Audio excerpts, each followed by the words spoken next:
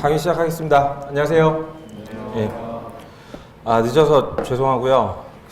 오늘 안 늦으려고 제가 일부러 대중교통을 타고 왔는데 딱 나오니까 비가 오기 시작하더라고. 그래서 뭐 버스고 택시고 다 마비가 돼서 좀 늦었습니다.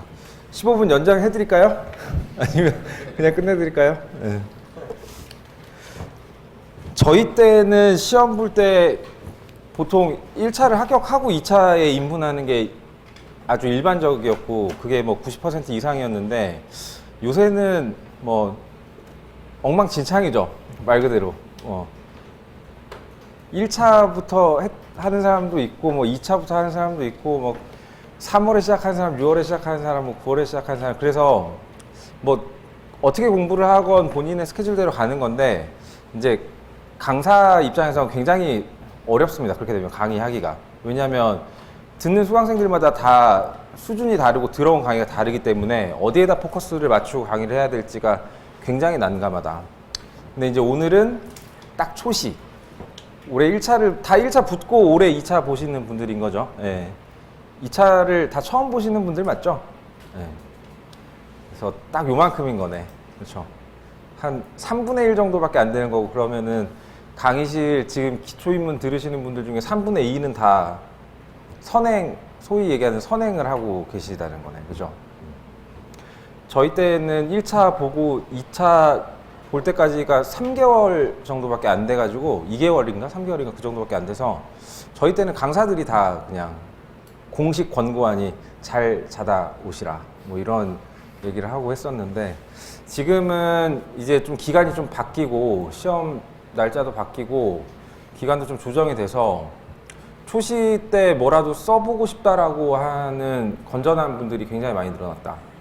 그래서 한번 설문조사를 했죠. 카톡방에서 설문조사를 해보니까 어느 정도 좀 수요가 있다라고 생각이 돼서 개설을 했고요.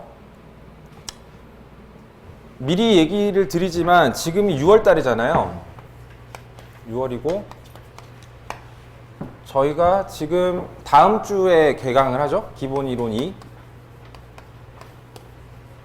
이걸 이제 2달을 하면 이게 6, 7월 이렇게 가고 8월에 개강하는 강의가 이제 논술 기초를 하고 그리고 9월부터 이제 문제풀이 이렇게 가는 스케줄이에요. 그래서 오늘 지금 하는 이 3회차 특강은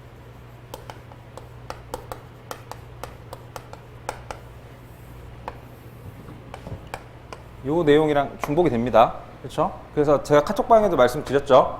중복이 되니까 선택적으로 필요하신 분들만 들으라 라고 말씀을 드렸고 그러면 이때 하면 되는데 왜 특강을 하냐? 같은 내용인데 초시 때 뭐라도 자꾸 쓰고 싶다고 하시니까 그래서 너무 많은 기대를 하시면 곤란합니다. 그죠? 3회 특강 듣고 뭐 얼마나 성과가 있겠어요. 근데 다만 정말 그거죠. 시험장에서 뭔가 100분 동안 집중해서 쓰고 그리고 쓴 것에 대해서 점수가 나올 거고요. 그 점수에 대해서 나중에 산업인력공단에 가셔서 확인을 해보시는 그 전체 과정이 유의미하다는 거죠. 이렇게 썼을 때 실제 시험장에서 리얼 얼마나 점수가 나오는지를 확인하는 스스로 확인해보는 과정은 사실 굉장히 유의미하기 때문에 이걸 진행을 하는 거고요. 그리고 굳이 3회차씩이나 뭐 쓰기만 하면 되는데 3회차씩이나 하는 거는 비록 특강이라 하더라도 대충 할 수는 없잖아요. 그렇죠? 그래서 제대로 뭔가를 전달이라도 하려면 3회차 정도는 진행을 해야 된다라는 생각에 3회차로 잡았어요. 그래서 강의 컨셉을 잘 이해하시고 맞게 따라오셔야 된다라는 얘기를 드릴게요. 일단 강사 소개 해야 되나요? 간단하게 할게요. 간단하게. 처음 뵙는 분들이 있으니까 예의상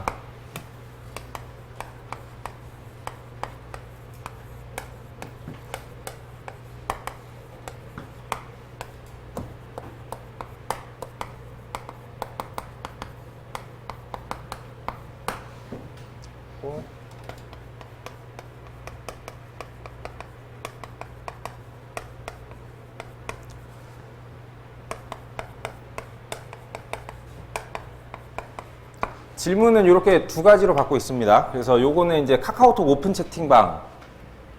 요거는 이메일이니까 둘 중에 편하신 걸로 질문하시면 되고, 간단한 거면은 카카오톡에다 질문하시면 되는데 사람이 좀 많아요, 그 방에. 그래서 조금 민망하다 그러면 이제 이메일로 보내주시면 되니까 두 가지 참고하시고요.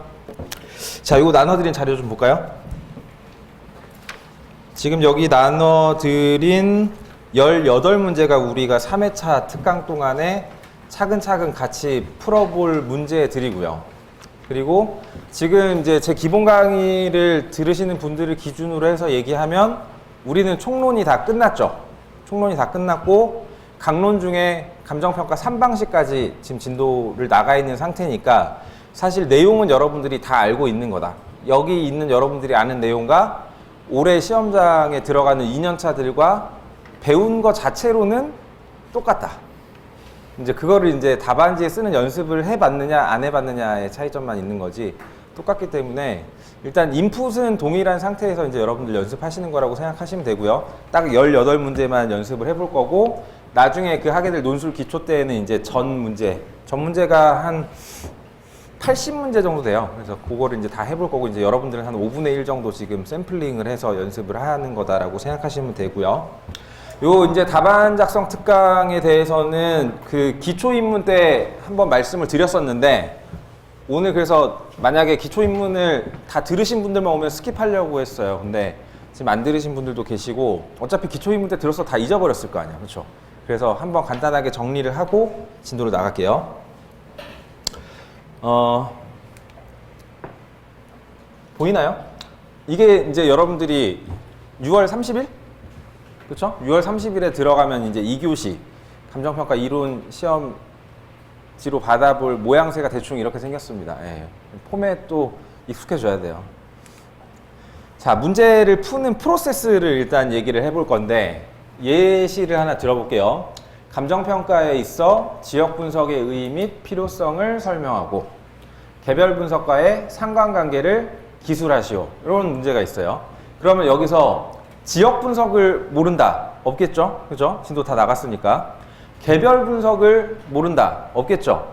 다 아는 내용이란 말이에요. 그러면 이 문제를 가장 간단하게 축약을 시켜보면 이렇게 되는 거죠. 지역 분석과 개별 분석을 설명하라. 이런 문제가 되겠죠. 그렇죠? 그러면 문제가 이렇게 나오면 쓸 수 있나요? 쓸 수 있어요? 이런 문제도 쉬운 문제는 아니에요. 가장 난이도가 낮은 문제인데 이런 문제도 풀기가 쉽진 않다. 왜냐하면 여기 이렇게 점수가 붙기 때문이지. 점수가 예를 들면 뭐 20점 이렇게 붙으면 내가 아는 거를 다 써도 20점 분량이 안 나오면 어떡할 거야. 그죠? 그래서 간단하게 설명하라 라는 문제가 나와도 사실 쉽게 뭐 풀 수 있는 건 아닌데 그거에 대해서는 차근차근 말씀을 드리고요. 그래서 요 문제가 이렇게 변화되는 과정을 여러분들이 한번 추적을 해보시는 거예요. 자, 그러면 지역 분석과 개별 분석을 설명하라인데 지역 분석에 대해서 설명하는 게 아니라 지역 분석의 전체 내용, 여러분들이 아는 전체 내용 중에서 의의와 필요성을 설명하라고 한 거죠. 이 얘기는 즉슨 지역 분석 전체를 다 설명하라는 게 아니라 지역 분석 중에서 지역 분석의 의의, 지역 분석의 필요성만 설명하라라고 조건을 주는 거예요, 일종의. 그죠? 그 다음에 개별 분석을 설명하라는 게 아니라 개별 분석과 지역 분석의 상관 관계를 설명하라는 거죠. 개별 분석에 대해서 다른 걸 쓰지 말고 무엇을? 상관관계를 설명해라. 그렇죠? 그래서 사실 나중에 여러분들이 그 논제 분석, 논점 분석을 하는 과정에서 제일 연습을 해보면 좋은 게 문제를 줄여보는 거예요. 실제로. 이 문제에서 주어 서술어만 일단 따로 떼보는 거야. 아니, 주어 서술어가 아니라 목적어 서술어만. 무엇을 설명하라는 문제인지. 그러면 결국 이 문제에서 목적어만 따로 떼내면 뭐가 되겠어요?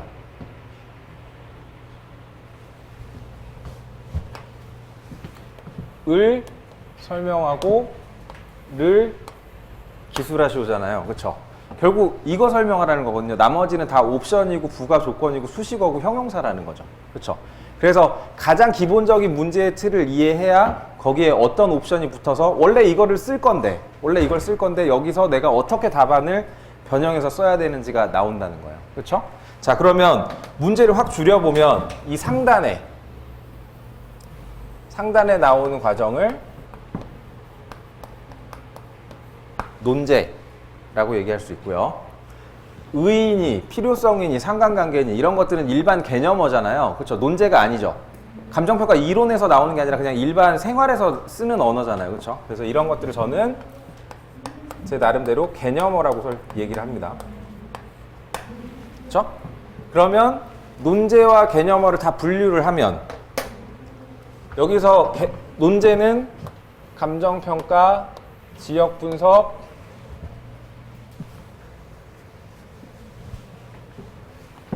개별분석, 요게 논제죠. 그쵸? 그리고 개념어는 굳이 감정평가 이론을 배우지 않아도 우리가 들을 수 있는 말은 의의, 필요성, 상관관계네요. 그죠? 그리고 남는 게 뭐가 있어요? 서술어. 그쵸? 그래서 저는 그렇게 알려드리고 있어요. 모든 문제는 논제, 개념어, 그리고 서술어. 이 세 가지로 무조건 다 쪼개진다. 그걸 어떻게 믿냐? 제가 다 해봤어요. 11회부터 28회 기출문제를 다 저렇게 잘라봤다고. 근데 다 분류가 돼요. 개념어, 논제, 서술어.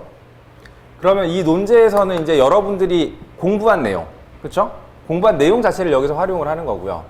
이 서술어에 따라서 이 공부한 내용을 이 공부한 내용이 있는데 지역 분석과 개별 분석을 설명하라. 지역 분석도 배웠고 개별 분석도 배웠어요. 그렇죠? 그런데 이 지역 분석과 개별 분석이라는 논제를 서술하는 방식을 이 개념어와 이 서술어에서 구체적인 지시를 주는 거예요. 이해되세요? 그러니까 논제가 체크가 되면 나머지 이 논제에 대해서 어떻게 쓸지는 개념어와 서술어를 보고 판단을 해야 된다고요. 그러면 개념어와 서술어에 대한 감각 없이 그냥 논제만 딱 보고 그 논제에 꽂혀서 논제에 대해서 내가 아는 걸 다 썼어. 그러면 그 답안은 가장 일반적인 논점 일탈 답안이 되는 거죠. 논제만 맞았을 뿐, 소재만 맞았을 뿐 출제자가 물어본 방식대로 기술을 하지 않았다는 거예요. 그렇죠? 그러니까 이거는 논의의 주제가 될 거고요. 이 두 가지는 논의의 방식이 되겠죠. 그렇죠? 그래서 저는 이 서술어를 가지고 문제 유형이라는 표현을 쓰고 있고요. 그렇죠? 그래서 문제 유형을 어떻게 분류를 할까 3년 전에 이제 기출문제집을 내면서 고민을 하다가 저는 문제 유형을 6가지로 나눴어요. 이렇게 구분을 했고 논제란 개념어는 뭐 있는 거고 논제는 여러분들 다 공부를 하면서 차곡차곡 쌓여가는 거고 개념어는 나중에는 한번 정리하실 필요가 있어요. 뭐 예를 들면 의의와 정의의 차이점이 뭔지 필요성과 목적과 근거의 차이점은 뭔지 알 듯 말 듯 되게 알쏭달쏭하단 말이에요. 그런 것들 이제 한번 정리할 필요가 있는 거고요. 그러면 이제 나중에 여러분들이 언제 문제풀이 2 정도 끝날 때 문제풀이 2가 끝나려면 몇 월 달이냐면 올해 한 12월 1월 정도 돼요. 그러니까 한 반년 남은 거예요. 앞으로 한 반년 남은 동안에 이게 연습이 되면 돼요. 그렇죠? 그러니까 해 바뀌기 전까지 기출문제를 대상으로 다른 문제 볼 필요 없고 기출문제만 일단 시험에 출제됐던 문제만을 대상으로 논제, 개념어, 서술어를 분류할 수 있고 이 논제를 개념어, 서술어라는 타입에 맞춰서 목차를 구성하고 작성하는 그 연습만 올해 말까지 되면 이제 내년 1월부터는 이제 이론에 그렇게 많은 시간을 투자하지 않으셔도 된다. 왜냐하면 이론도 마찬가지로 문제를 푸는 요령이 있는 과목이고 그러면 그 다음부터는 이제 이것만 보충하면 되겠죠? 논제? 논제의 내용만 쭉 학습을 하면 이 학습된 내용에 대해서 어떤 방식으로 서술하는지를 이거는 암기사항이 아니잖아요. 이건 요령이잖아요. 그죠? 이건 자전거 타는 방법이랑 비슷한 거라고. 한번 배우면 안 잊어버리는 거예요. 그렇죠? 연습이 되면. 그렇죠? 그러면 그때는 이것만 정리가 잘 되면 어떤 문제를 만나더라도 문제를 풀 수 있다. 그렇죠? 그렇게 가는 거예요. 아니에요. 차 안 가졌습니다. 자, 그래서 여기까지 간단하게 설명드리고요. 그래서 이제 문제를 푸는 프로세스에 대해서 다시 정리를 해드리면 20점짜리 문제다. 그러면은 20분 안에 풀어야 돼요. 그죠? 100점, 시험시간 100분이고 100점이 나오잖아요. 그죠? 그러면은 20점짜리 문제면 당연히 20분 안에 풀어야 될 거 아니에요. 공평하게 나눴을 때. 그쵸? 지금 여러분들이 뭐 지금 전략 생각하고 이럴 때가 아니잖아. 그죠? 20분 안에 풀어야 되는데, 물론 이제 여러분들은 초시니까 제가 정확하게 가이드를 드릴게요. 초시 때 들어가서 강론이 나오면 풀지 마요. 그쵸? 강론 나오면 풀지 말고 내가 아는 거. 총론이랑 3방식. 여기에 대해서만 문제를 푸는데, 원래대로라면 총론 대비 강론의 출제 비중이 평균적으로 보면 60대 40 출제가 된다는 얘기 드렸었죠. 그렇죠? 이게 평균적인 비율. 근데 뭐 28회 같은 경우에는 28회 시험 같은 경우에는 80대 20 이렇게 출제가 됐고요. 27회 같은 경우 반대로 80대 20 이렇게 출제가 됐어요. 그런데 이제 11회부터 28회까지 기출문제를 쫙 펼쳐놓고 보면 이게 가장 평균이다. 60대 40. 그렇죠? 그러면 적어도 뭐 여러분들이 운이 없으면 이제 총론 20이 나와버리면 할 일이 없는 거지. 그럼 총론이 20이 나오면 여러분들은 20점을 100분 동안 풀면 되는 거고, 총론이 평균적으로 60점이 나오면 60점을 100분 동안, 총론이 80이 나오면 80점을 100분 동안 쓰는 거죠. 그러면 실제 80점 나오면 실제 2년차들이랑 대비해서 여러분들보다 정확하게 딱 1년을 더 공부한 사람들에 대비해서 시간 여유가 얼마밖에 없는 거예요? 20분밖에 더 없는 거예요. 거의 같은 조건으로 뛰는 거나 마찬가지예요. 그렇죠? 60점이 나와봤자 한 2배 정도 시간이 있는 거고. 근데 뭐 20점짜리 문제를 40분 동안 쓰라고 하면 그 20분 안에 쓰는 사람보다 잘 쓸 것 같죠? 그렇지 않습니다. 결코. 그건 이제 나중에 점점 깨닫게 되실 거예요. 왜냐하면 시간이 많다고 해서 잘 써지는 게 아니라 내용이 정리가 잘 되어 있어야지 잘 써지는 거예요. 여러분들 소개팅 할 때 생각해 보면 시간이 많다고 해서 그 사람하고 사귈 확률이 높아지지 않잖아요. 아무리 적은 시간이라도 상대방이 듣고 싶어하는 말, 원하는 말을 정확하게 해줄 때 그 사람 마음을 얻을 수 있는 거랑 똑같은 거라고. 시간보다는 사실상 내용 정리가 얼마나 돼 있느냐에 따라서. 예전에 우리 기초인문 때 그거 과제 한번 내드린 적 있죠. 그냥 생각 없이 100점을 한번 베껴봐라. 몇 분 걸리는지. 그런 얘기 드려본 적 있죠. 근데 남이 쓴 거를 그대로 베껴보니까 그냥 써서 베끼는데도 100분 안에 100점이 안 써지는 거 다 체감하셨죠. 그게 왜 100분이 100점 안에 안 써지냐면 내가 쓴 글이 아니어서 그래요. 그리고 이걸 보고 쓰잖아요. 보고 쓰니까 100분 안에 100점이 안 써지는 거야. 얼마나 허무해. 2년 동안 공부했는데 답안지를 100점 채우는 것만으로도 100분이 다 가. 문제를 분석할 시간도 고민할 시간도 없다는 게. 그런데 왜 사람들은 시험장에 들어가서 100점을 다 쓰고 나오느냐? 그때는 머릿속에 들어있는 걸 쓰잖아요. 그러면 펜이 빨라진다고. 그래서 저의 경우에도 100분이면 저는 목차를 짜는데 20분을 잡았어요. 실제 시험장에서. 왜 20분을 잡았냐? 100점 답안지를 베껴보니까, 수험생 때 베껴보니까 80분이 걸리더라고. 진짜 최고의 속도로 썼을 때. 그러니까 반대로 생각하면 20분 동안에 문제 분석하고 목차 세우는 것까지 다 끝나야, 그래야지 나머지 80분 동안 쉬지 않고 써도 100점을 겨우 쓴다는 얘기잖아요. 그렇죠? 그러니까 이 20분은 맥시멈인 거야. 내가 문제를 분석하고 목차를 세우는데 20분을 초과해버리면 나는 무조건 완주 못하는 거고, 제가 올해 시험장 들어간 친구들한테도 거듭 강조해서 얘기했는데 완주 못하면 떨어진다. 완주를 못해놓고 시험 붙을 생각은 하지 마라. 뭐 낭설로 뭐 어떤 사람은 4번 문제를 제꼈는데 붙었다더라. 진짜 100만 분의 1 있을까 말까 한 경우. 대부분의 수험생들은 완주를 못하면 점수가 안 나오고 합격을 못합니다. 완주 자체가 엄청나게 중요한 기본 요건이에요. 제가 그 얘기도 여러 번 드렸죠. 2차 시험을 1차 시험이랑 특별히 다르다고 생각하지 말라는 얘기도 몇 번 드렸죠. 안 했나? 1차 시험 볼 때는 쉬운 거 먼저 풀잖아요. 그리고 내가 모르는 문제는 찍어서라도 답안지를 다 채워서 내잖아요.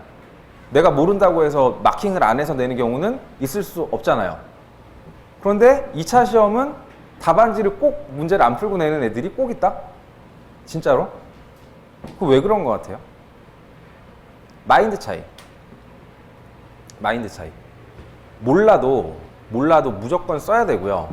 1번 문제 40점짜리에 꽂혀가지고 이거 완벽하게 풀어야 되겠다는 생각에 그거 70분, 80분 붙잡고 있는 애들이 너무너무 많아. 진짜 너무너무 많아. 안 그럴 것 같죠? 2년 동안 내가 내 모든 시간과 비용을 바쳐서 공부를 했는데 시험장에서 완주를 못한다고? 안 그럴 것 같죠? 그런 사람들은 너무너무 많습니다. 걔네들은 여러분들보다 간절하지 않아서 전혀. 엄청 간절하니까 오히려 더 그러는 거야. 1번 문제 나왔는데 이 문제 내가 아는 문제인 거야. 그러니까 이걸 꼭 다 풀고 싶은 거지. 그래서 그거 딱 붙잡고 있다가 1번을 완벽하게 풀었어. 근데 2, 3, 4번 해서 60점이 나왔는데 시계를 보니까 30분 남았다. 이런 애들 얘기를 한두 번 들어본 게 아니에요. 그래서 이제 제가 누누이 강조드리는 게 2차도 1차처럼. 2차도 1차처럼 하라는 얘기의 핵심은 시간 배분을 정확하고 냉정하게 하라는 얘기예요. 20점짜리 문제를 20분을 넘기지 말라고요. 여기서 점수 못 받으면 다른 데서 받으면 되잖아요. 그죠? 1번 문제 40점을 다 받으려고 노력하다가 다른 문제에서 점수가 다 나가야 된다니까? 얼마나 멍청한 짓입니까, 그거는. 그죠?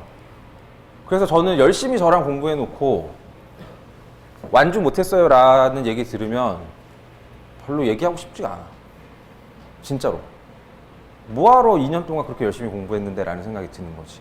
물론 사정이 있겠지. 사정이 있겠지만 그 사정은 붙는다는 전제하에 사정이 있는 거잖아요. 그렇죠? 2년 동안 공부하고 완주 못했다는 얘기 들으면 너무너무 속상하죠. 강사 입장에서.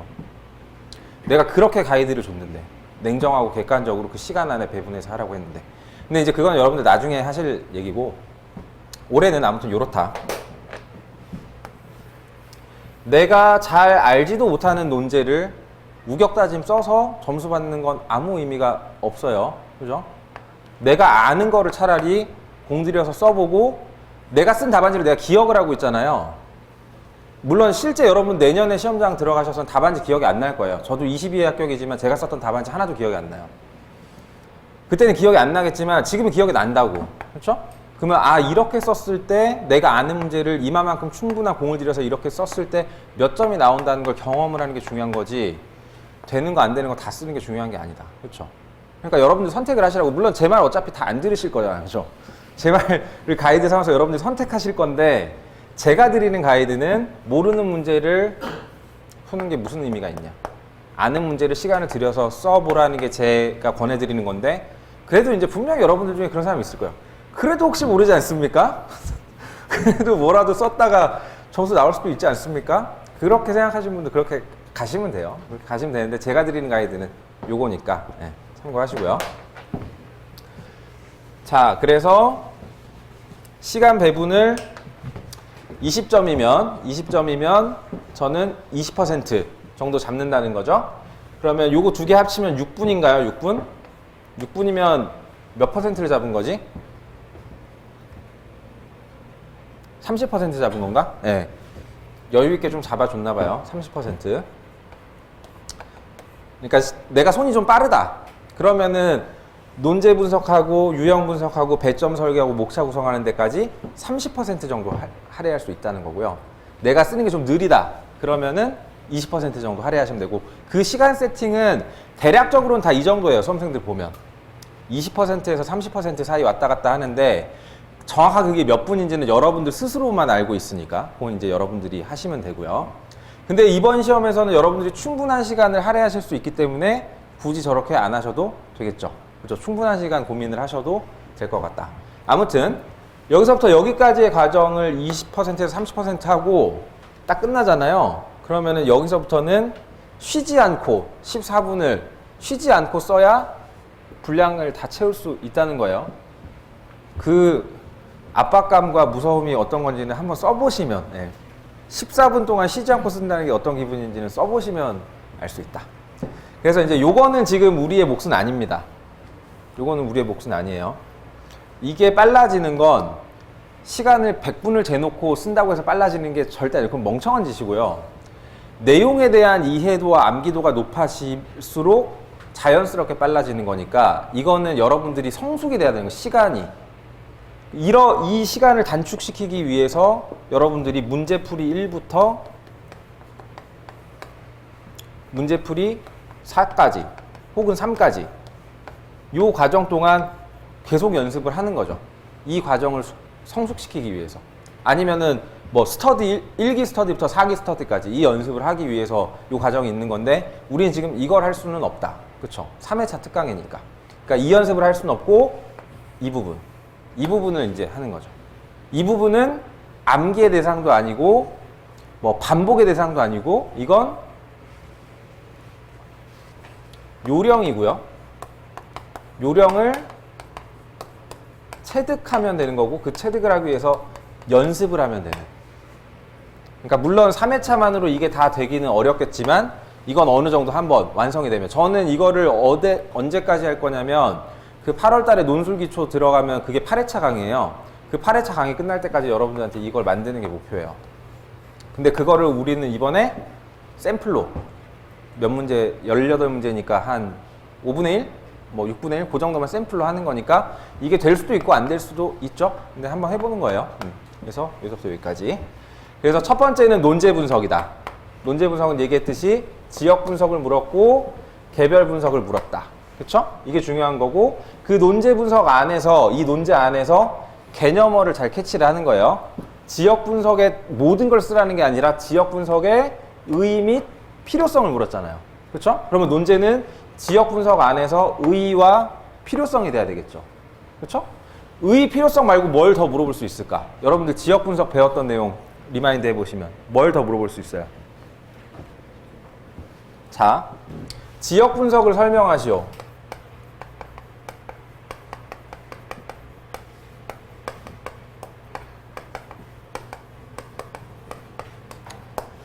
목차를 5개 목차를 잡아서 지역 분석을 설명하라라고 하면 지역 분석의 하위 카테고리 5가지를 뽑아낼 수 있어야 되겠죠.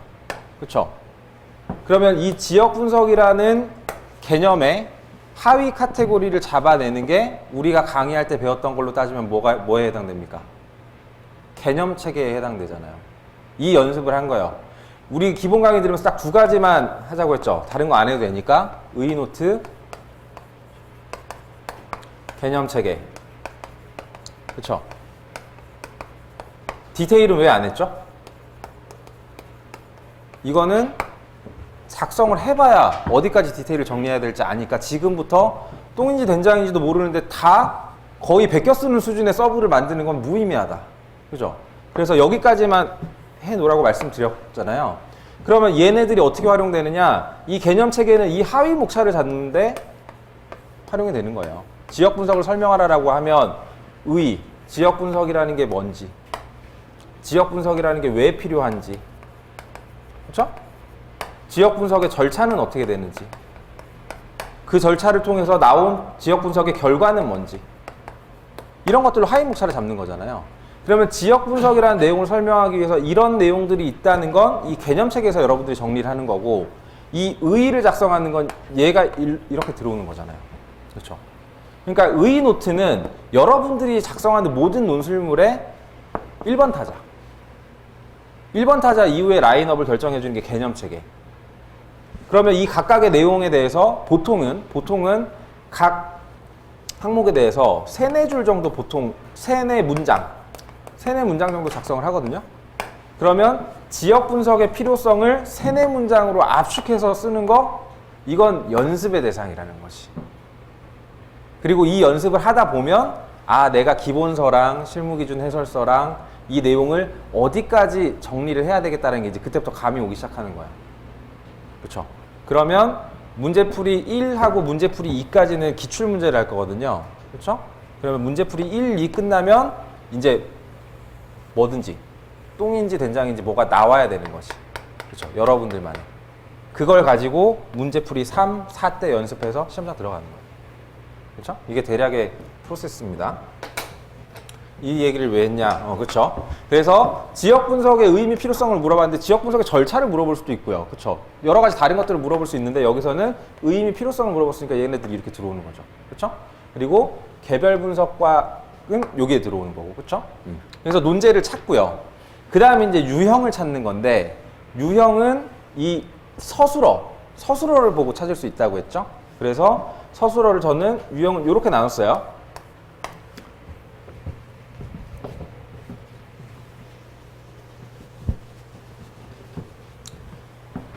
자, 논제를 얘기했고 유형은 서술어를 보고 판단을 하는데 우리 시험에 나오는 기출문제를 여러분들이 쭉 한번 훑어보시면 반드시 서술어는 둘 중 하나입니다. 설명하라로 끝나거나 아니면 논하라로 끝나거나 기술하라 이런 식으로 나온 적도 있는데 기술하라랑 설명하라는 그냥 비슷하다라고 대충 봐주실 수 있겠죠. 거의 95% 이상은 다 설명하라 아니면 논하라예요. 기출문제 보시면. 자, 그러면 설명하라 안에서도 옵션이 있다는 거죠. 옵션이 있는데 옵션이 없으면 기본형. 그렇죠? 옵션이 뭐 관계를 설명하라 이렇게 나오는 경우가 있어요. 그냥 설명하라가 아니라 관계를 설명하라. 그리고 영향을 설명하라. 비교하여 설명하라. 관련하여 설명하라. 이 정도가 있다. 11회부터 28회까지 기출문제를 다 보면서 유형만 보는 거예요. 어떻게 물어봤는지. 그러면 설명하라라는 서술어가 붙었을 때는 아무것도 없이 지역 분석과 개별 분석을 설명하라 이러면 기본이겠죠. 그렇죠? 그리고 관계를 설명하라, 영향을 설명하라, 비교하여 설명하라, 관련하여 설명하라 이 정도까지 옵션이 있다는 거죠. 그래서 얘네들을 저는 유형으로 만든 거예요. 설명 기본형, 설명 관계형, 설명 영향형, 설명 비교형, 설명 관련형 이렇게. 그렇죠? 논하라도 마찬가지로 이런 것들을 차용을 할 수 있는데 논하라 비중을 따져보면 얘가 한 85%, 얘가 한 15% 정도. 논하라의 경우도 나누면 그냥 논하라 기본이 있고요. 타당성을 논하라.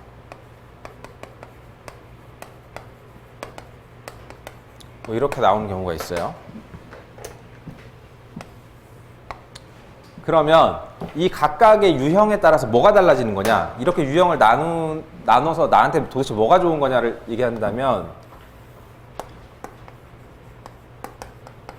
목차 구성에 따른 가이드. 그러니까 이 각각의 유형에 따라서 목차를 구성하는 방법이 달라지기 때문에 이 유형을 분류할 필요성이 있다는 거예요. 자, 그러면 여기서 보면 위에는 저 유형으로 보면 무슨 유형입니까? 감정평가에 있어 지역 분석의 의미, 필요성을 설명하라. 설명 기본형이죠. 그렇죠? 설명 기본형. 설명 기본. 밑에는 이 밑에 문장을 여기 있는 주어를 가지고 와서 완성된 문장으로 바꾸면 지역 분석과 개별 분석과의 상관관계를 기술하시오. 기술하시오가 여기 있네. 이렇게 나오면 얘는 유형이 뭐예요? 관계를 설명하시오잖아요. 관계를 설명하시오. 그러면 설명형 관계가 되는 거지. 그렇죠? 그러면 그냥 설명형 기본과 설명형 관계는 서술하는, 그러니까 목차를 구성하는 요령이 좀 다르다는 거예요. 그래서 두 가지를 구분해서 이해를 해야 된다는 거고. 자, 그러면 논제 뭔지 파악했고 유형 뭔지 파악했으면 이제 배점 설계를 들어가요. 그러니까 무엇을 어떻게 써야 되는지까지 여기서 정리가 된 거예요. 그러면 자, 무엇을 어떻게 써야 되는지는 알겠는데 얼마나 써야 되는지를 결정을 해야 된다고. 논술이라는 시험은 많이 쓴다고 해서 점수가 많이 나오는 게 아니에요. 적게 쓴다고 했을 경우에는 점수상 약간 불이익이 있을 수 있어. 그러니까 무조건 적게 썼다고 해서 점수가 덜 나오는 건 아닌데 그 디테일이 뭔지는 나중에 말씀드릴게요. 근데 아무튼 적게 쓰게 되면 목차 수가 줄어들거나 논점 일부 누락이 있을 수가 있어서 점수상의 불이익이 있을 수가 있어요. 그리고 여러분들이 일부러 적게 쓰는 연습을 할 필요는 없잖아요, 당연히. 그렇기 때문에 처음에는 스탠다드대로 목차를 잡으시면 되는데, 제가 드리는 가이드는 점수 곱하기 0.6이에요. 그러니까 20점짜리 문제면 목차가 몇 개가 나와야 된다? 12개가 나와야 된다고. 이게 좀 달라요. 어떤 데는 0.4라고 얘기하는 데도 있고요. 그러니까 40%만 잡아라. 그러니까 20점짜리 문제는 목차 몇 개 잡아라? 8개 잡아라 라고 얘기하는 데도 있고 50% 잡아라. 그러니까 범위를 따지면 40에서 60% 정도인 것 같아. 수험가에 있는 이론 강사들의 가이드를 보면 제가 제일 많아요. 그래서 제 스터디 팀원들의 반응이 두 가지죠. 첫 번째는 너무 많지 않냐, 시험장에서 쓸 수 있는 분량이 아니지 않냐, 이렇게 얘기를 하는 사람들이 한 명 있고, 또 한 부류는 어차피 시험장에서 나는 내 방식대로 목차 개수를 잡을 거니까 일단은 그러니까 빡빡한 100점짜리 답안, 예시 답안을 받는 거니까 난 괜찮다. 그러니까 전체 100이 뭔지 알아야 100 안에서 내가 90을 쓰든 80을 쓰든 하는데, 처음부터 80을 써버려서 해버리면 나중에 100을 못 쓴다는 거지. 그래서 저는 여전히 60%를 고수하고 있어요. 20점짜리 문제면 목차 12개는 잡을 수 있어야 된다라고 고수하고 있어요. 근데 이제 실제 여러분들이 2년차 때 시험장에 들어갈 때는 도저히 20점짜리 문제 목차 12개 못 뽑겠다. 이러면 여러분 조정하시면 돼요. 20점짜리 문제 목차를 10개 잡으셔도 되고, 아니면 그것도 못하겠다. 그러면 8개만 잡으셔도 되고. 그런데 목차를 똑같은 글이라면 목차가 8개 있는 답안과 12개 있는 답안 중에 어느 답안이 더 좋을까요?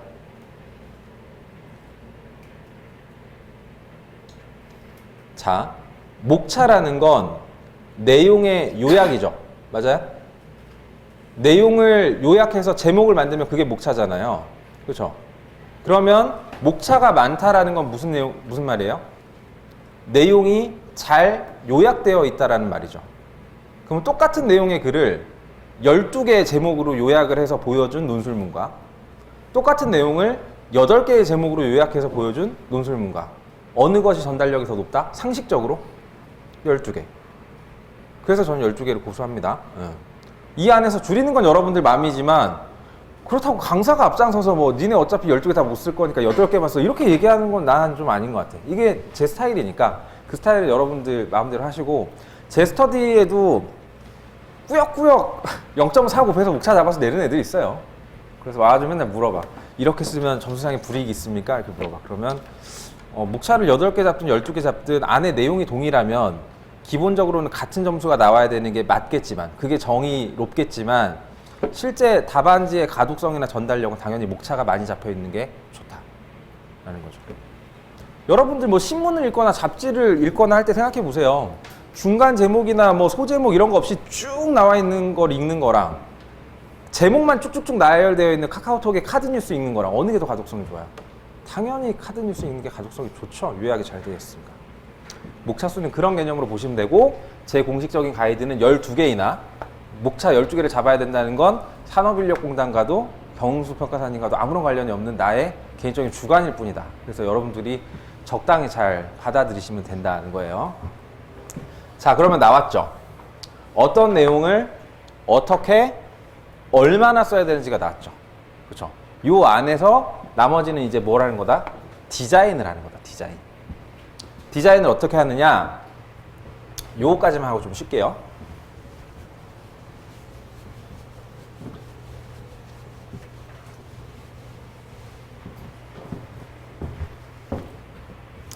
자, 첫 번째는 대목차, 소목차, 세부목차 이렇게 가요. 내가 20점짜리 문제인데 시키는 대로 0.6을 곱해서 목차 12개를 잡겠다.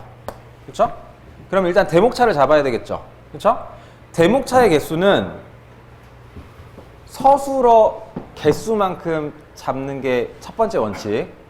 이 원칙은 제 얘기가 아니라 출제형 강평이에요. 이거는 무조건 지키시고, 안 지키시면 좋은 점수를 받을 생각을 하시면 안 됩니다. 자, 분명히 말씀드렸어요. 대목차의 개수는 서술어의 개수만큼 잡는다. 그리고 서술어의 순서대로 그대로 잡는다. 아시겠죠?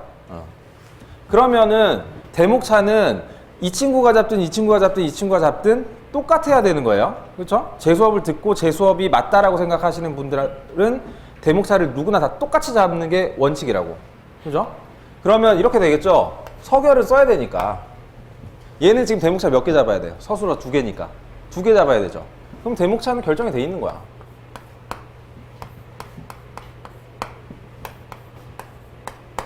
그쵸?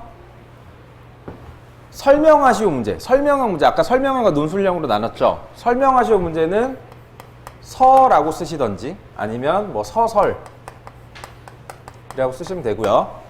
논하라의 문제는 서론이라고 쓰시면 돼요. 근데 설명하라가 압도적으로 많으니까 뭐 서나 서설 쓰시고 마지막에는 결이라고 쓰시든 뭐 결어 이렇게 쓰시든. 그렇죠? 이렇게 갖고 로마자 2번과 로마자 3번 저기 나온 대로 쓰는 건데 로마자 2번에 해당되는 문제가 요 앞까지죠. 감정평가에 있어 지역분석의 의미, 필요성에 대한 설명. 그거를 요약해서 여기 제목에 들어가야 되겠죠. 그죠? 요약하면 어떻게 되겠어요? 사람 나름이지. 지역분석 이렇게 쓰는 사람도 있을 거고 지역분석의 의미, 필요성 이렇게 쓰는 사람도 있을 거고 지역분석의 의미, 필요성에 대한 설명 이렇게 쓰는 사람도 있을 거고 뭐가 제일 나아요? 1번만 아니면 돼요. 그러니까 로마자 대목차를 단어로 쓰지 말라고요. 성의 없어 보이니까. 단어로 쓰지 마시고 최대한 프레이즈라 그러죠. 구의 형태로 작성을 하시라는 거죠. 그러면 지역 분석의 의미, 필요성에 대한 설명 이렇게 되면 너무 길잖아. 그죠? 그래서 딱 중간 정도. 지역 분석의 의미, 필요성. 그렇죠?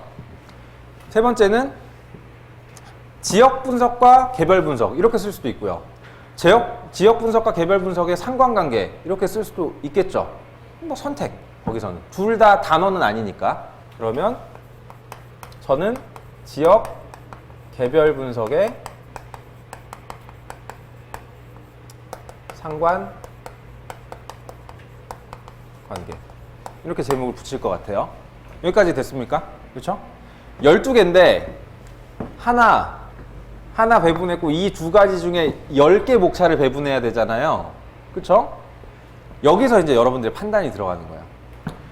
10개를 배분해야 되는데 2개, 8개 배분할지 3개, 7개 배분할지 4개, 6개 배분할지는 여러분들이 결정을 해줘야 된다. 뭘 보고? 문제의 뉘앙스를 보고. 그렇죠? 그러면 어떻게 배분을 할까요?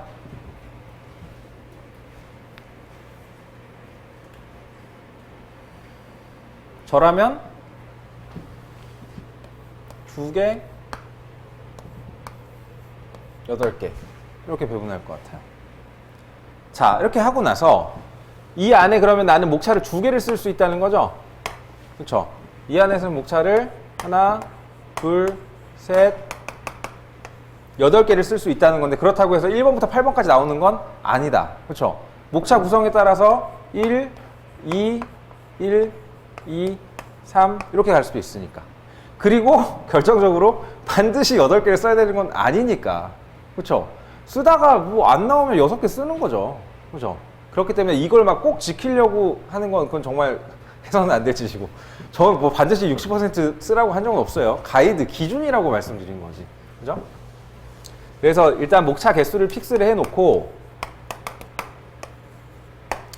그 다음에 여기다 써야 될 내용들을 여러분들이 일단 브레인스토밍을 하는 거야. 그런데 내가 쓰고 싶은 건 나중에. 뭐부터? 물어본 거 먼저. 플러스 의.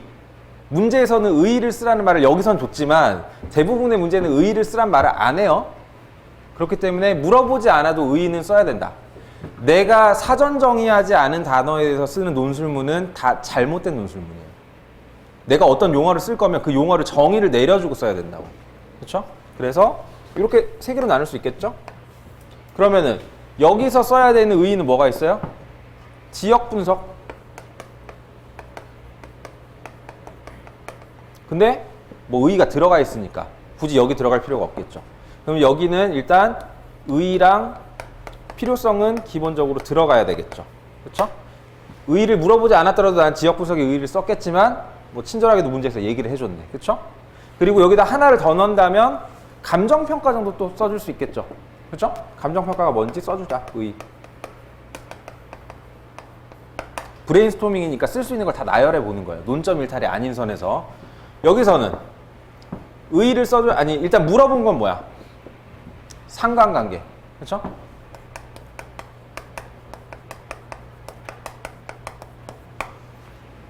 그리고 의의를 써줘야 되는 건 개별 분석에 의의 써줘야 될 거 아니에요. 그렇죠?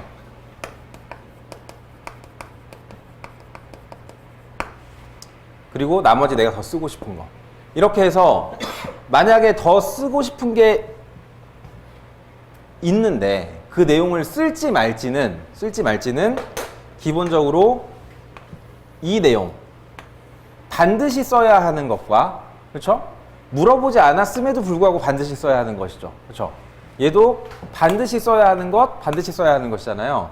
얘네들을 다 나열했는데 내가 여기서 잡은 목차의 개수보다 모자라. 그러면 이 내용을 더 쓸 수 있겠죠. 근데 이 목차에다 2개 쓰려고 했는데 벌써 써야 되는 게 3개야. 그죠? 그러면 얘는 더 이상 얘를 고민할 필요가 없는 거죠. 그렇죠? 얘는 마찬가지, 얘는 써야 되는 칸이 8개인데 목차 좀 조정을 합시다. 3개, 7개로.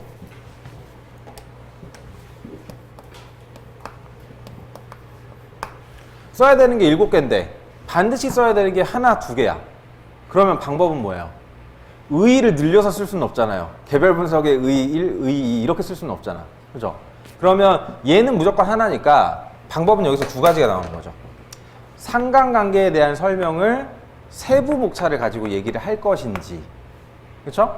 아니면 문제에서 직접 물어보진 않았지만 이 문제랑 관련이 있다고 생각되는 내용을 추가적으로 쓸 것인지. 그래서 여기서 브레인스토밍을 하다가 그게 이 목차 개수랑 어느 정도 일치가 된다라고 하면 그러면 끝난 거죠. 여기 있는 개수랑 여기 있는 개수, 여기 있는 개수랑 여기 있는 개수가 맞춰진 거잖아요. 나머지는 어떻게? 논리적으로 순서를 배열하면 돼요. 그렇죠? 이게 목차 구성의 방법입니다. 말은 참 쉽네요 라는 거죠. 이 과정을 여기서부터 여기까지 전체 과정을 몇 분 만에 20점짜리 문제면 6분도 많아요. 제가 볼 때 20점짜리 문제면은 나누기 6.25 하면 장수가 나오거든요. 얼마나 써야 되는지. 20점 나누기 6.25 하면 몇 장이에요? 한 3바닥 정도 되죠. 3바닥. 3바닥 여러분들 연습지 3바닥을 한번 써보세요. 14분 만에 써지나. 그렇죠. 그래서 저 시간을 단축을 해야 되는데 이 과정을 이제 빠르게 해야 되는 거죠. 거의 감각적으로. 우리가 자전거 탈 때 뭐 1번 뭐 앉는다, 뭐 2번 뭐 핸들을 잡는다, 뭐 이런 식으로 자전거 타지 않잖아요. 처음에는 그렇게 배웠지만 그게 숙달이 되는 순간 굳이 연습하지 않아도 자연스럽게 팍팍팍 되잖아요. 똑같은 거라고. 이 과정이 여기서부터 여기까지 과정이 여러분들한테 자연스럽게. 그런데 처음부터 이 과정 전체를 여러분들한테 다 맡겨버리면 그러니까 기출문제 그냥 풀어보세요. 문제 던져주고 여러분들 풀면 해설해주고 이렇게 되면 여기 앉아있는 그러니까 내 수강생들이 다 각자 자기 방법으로 문제를 푸는 거야. 저는 그렇게 하지 않고요. 동일한 방법으로. 내 수강생이라면 동일한 방법으로 문제를 풀게 저는 가이드를 하고 그렇게 했을 때 이제 이렇게 같이 올라가는 게 나중에 보이죠. 1, 2기라 하면. 왜냐면 이거는 다 똑같이 숙달이 되니까. 그리고 이거는 여러분들의 선택이 아니라 필수니까. 논술에 있어서. 여기서 어차피 갈리는 거예요. 답안 작성 어떻게 할까. 근데 실제 시험을 보면 나중에 이제 제가 출제 유형 강평 보여드리겠지만 실제 시험을 보면 여기서부터 여기까지 해서 60%가 나가 떨어진다고 보시면 돼요. 논점 분석을 잘못해서 60%가 나가 떨어지고요. 논점은 제대로 봤는데 답안 작성하는 거에서 나머지 20%가 나가 떨어지고 나머지가 합격하고 이렇게 되는 과정이라고 보시면 돼요. 이건 어떻게 알았냐? 출제형 강법에 그렇게 돼 있어요. 논점 분석이 제대로 안 된 답안이 많았다라는 게. 이거는 집을 짓는 걸로 따지면 이건 설계고요. 그렇죠? 이건 시공이에요. 설계가 제대로 안 되는데 시공이 제대로 될 수 없겠죠, 당연히. 열심히 썼고 되게 잘 썼지만 문제에서 물어보지 않은 걸 썼어. 그런 답안이 없을 것 같죠? 굉장히 많다. 네, 퀴즈 하나 내볼게요.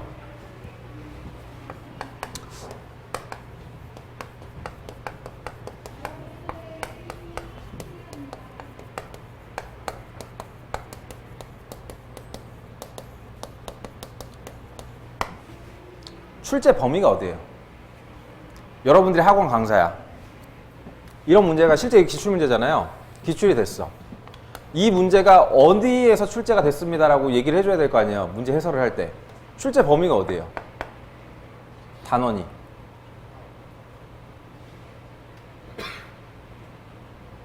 감정평가의 기초 파트인 건 확실하죠? 그 안에서. 감정평가의 기초 파트는 세 가지 섹터로 나눠지죠. 그쵸? 첫 번째는 감정평가의 목적과 기능. 두 번째는 감정평가의 원칙. 세 번째 감정평가의 제도. 그러면은 1, 2, 3번 중에 어디에 해당되는 문제입니까? 그쵸. 이거 원칙이죠. 이걸 물어본 게 아니라 이걸 물어본 거라고. 근데 이 문제 나왔을 때 2년 동안 공부한 헛똑똑이들은 도시정비 평가가 출제됐다. 올해 도시정비 평가를 소홀하게 했는데 당했다. 막 이런 얘기를 한단 말이야. 그러면 그런 얘기 옆에서 듣고 있으면 니네는 공부 더 해야 되겠다 이런 생각이 들어요. 이게 도시정비 평가 문제로 이걸 인식한다는 것 자체가 문제를 분석하는 기본이 안 되어 있다는 거예요. 문제를 분석하는 자기만의 방법론이 없다는 거라고. 이게 어떻게 도시정비 평가입니까? 물어본 게 이건데 기준가치인데 이거를 도시정비 평가라고 해서 종우자산 공부 안 했는데 라고 해서 안 쓰면 문제 통으로 날아가죠. 종우자산을 몰라도 기준가치를 설명하라라는 문제로만 풀었어도 점수가 적어도 한 30%는 받지 않았을까요? 그렇죠? 이게 문제 분석의 힘이에요. 그렇죠? 그래서 제가 너한테 얘기하는 게 문제를 분석하는 연습과 요령은 모든 기출문제에 다 적용이 돼야 되고 여러분들이 시험장에서 만날 문제도 적용이 돼야 된다라는 얘기를 하거든요. 왜냐하면 이거는 프레임이잖아요. 문제를 분석하는 프레임인데 이게 문제마다 적용이 됐다가 안 됐다가 하면 이게 무슨 프레임이야. 그죠? 그죠? 시험장에 여러분들이 들어갈 때 내가 풀어본 문제가 나오길 기대하면서 시험장 들어갈 겁니까? 2차 시험장에? 말도 안 되죠. 내가 스터디에서 풀어봤던 문제들이 출제되길 바라면서 들어간 사람은 시험장 들어갈 때까지 계속 긴장하고 걱정하면서 들어가는 거지. 왜냐? 내가 풀어본 게 나올지 안 나올지 모르니까. 근데 그런 식으로 공부를 하지 않고 문제를 분석하는 프레임으로 문제를 공부를 했던 사람은 시험장에 들어갈 때 걱정이 안 되죠. 그 사람은 오히려 어떻게 생각하느냐? 어차피 시험장에서는 내가 모르는 게 나온다라고 생각하고 들어가죠. 모르는 건 어차피 나오고 다른 애들도 어차피 똑같이 나랑 모르는데 나는 어떤 문제가 나오더라도 내가 가지고 있는 문제 분석 프레임으로 난 그 문제를 씹을 거야 라고 생각하고 들어가기 때문에 자신 있게 답안을 작성하고 제대로 답안을 작성하고 이런 사소한 논제 따위에 휘둘리지 않고 제대로 문제를 푼단 말이에요. 제가 이제 시험 한 2주 남았잖아요. 애들한테 계속 얘기하는 게 가장 냉정하고 객관적인 상태로 들어가고 시험 꼭 붙었으면 좋겠다라는 생각이 니네를 오히려 시험 떨어지게 만들 거라고 얘기를 하거든요. 시험장에서 여러분한테 필요한 건 냉정하게 내가 연습한 대로 그걸 반복하는 거지 간절하게 뭔가를 쓰는 게 아니에요. 뭐 연애 편지 씁니까? 그렇죠? 들어가서 냉정하고 객관적으로 내가 연습한 대로 쏟아내고 나오는 게 그게 시험인 거지. 1차도 그렇게 봤잖아요. 그죠? 컨셉 잘못 잡지 마시고 누누이 강조드리지만 1차 공부하셨던 거대로 하시면 됩니다. 1차를 냉정하고 객관적으로 보셨던 것처럼 2차도 마찬가지로 그렇게 보시면 된다. 잠깐 쉬었다 갈게요.